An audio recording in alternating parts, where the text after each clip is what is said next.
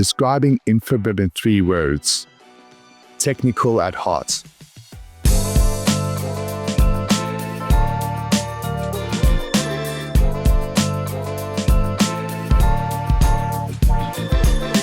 My name is Craig McLeod, and look after a company called Codified Developments in a little place called Nodok in Cape Town, South Africa. And we're a boutique development company that specializes in customer experience from start to finish.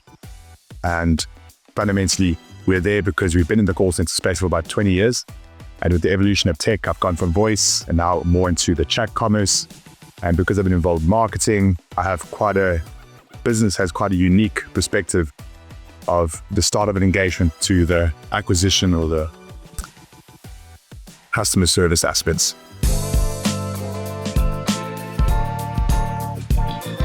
There's a different currency and there's a different way of trading in these markets. And South Africa is very unique. We have multiple languages, we have different dialects, and there's a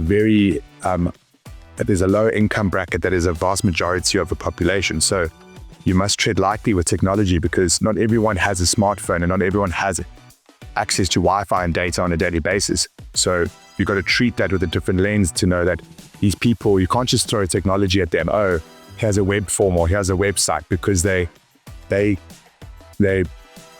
look at data differently. So with that lens, and you've got to be very quick on how you engage, and you've got to reach out to them more than they reach to you, because they are sensitive about their phone. They don't want to install another application.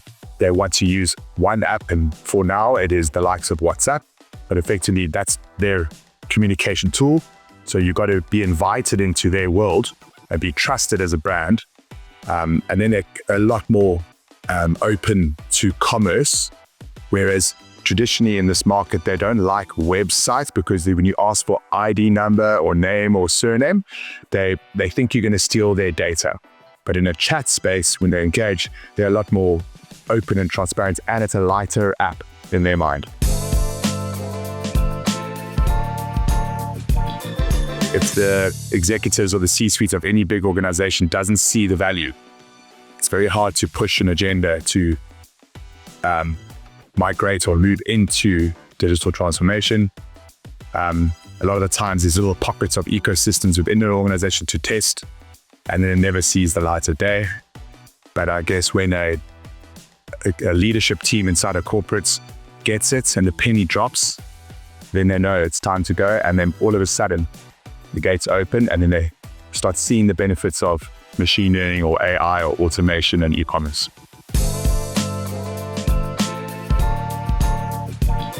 If the stakeholders, and you go into their business with those stakeholders, the wheel turns extremely slow.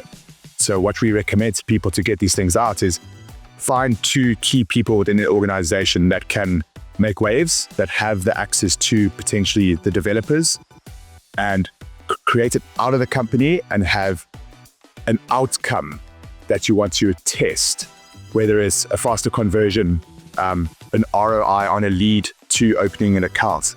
And work fast and fail quickly and pivot and change.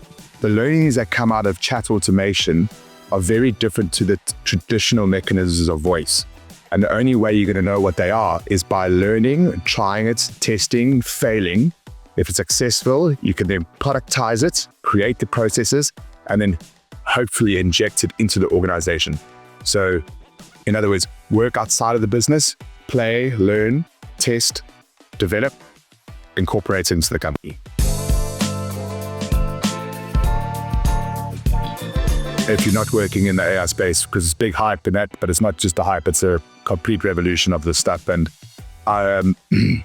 with the permission of our clients, they're trusting us to explore these models and to explore AI and navigate them through the noise, because there's too much hype and it's which one's good, which one's bad. And where we're focusing a lot on is something called MCP, Model Context Protocol. That, in my mind, is where we are hyper-focused on. And we're going to build mission controls to administer all these different large language models.